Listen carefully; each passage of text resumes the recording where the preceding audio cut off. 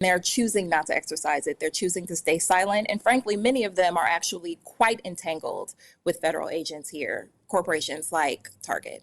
So when you say target the corporations, so the goal is to say, okay, corporate America, you've been silent, you're sitting on the sidelines, you're saying nothing.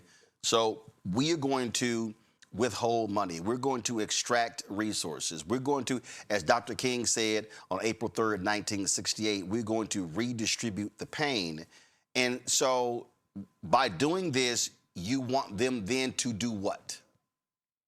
They need to do three things, actually. They need to be corporate leaders and business leaders in saying that ICE needs to leave Minnesota, period.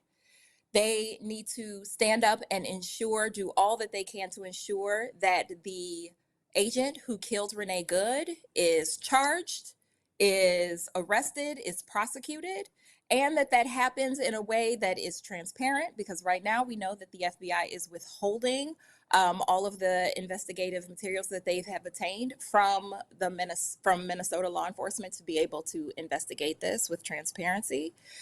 And we're calling on them to become a Fourth Amendment business, to exercise their right to the Fourth Amendment, which means that ICE officers and federal agents are not allowed on their property, that they can't continue to stage in their parking lots, that they cannot continue to come in and take and snatch and kidnap their employees in broad daylight without having a judicial warrant. And the majority of ICE operations operate on an administrative warrant, not a judicial one.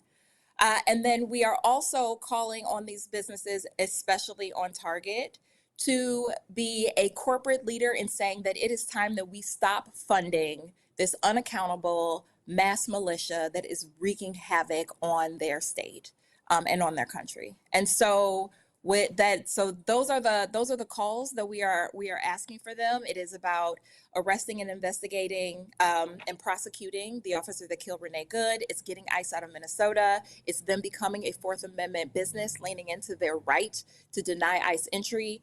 And it is calling on Congress to not fund this unaccountable militia, which they have a real opportunity to do, especially knowing that on January 31st, Congress has to make a decision on if they want to continue to fund the Department of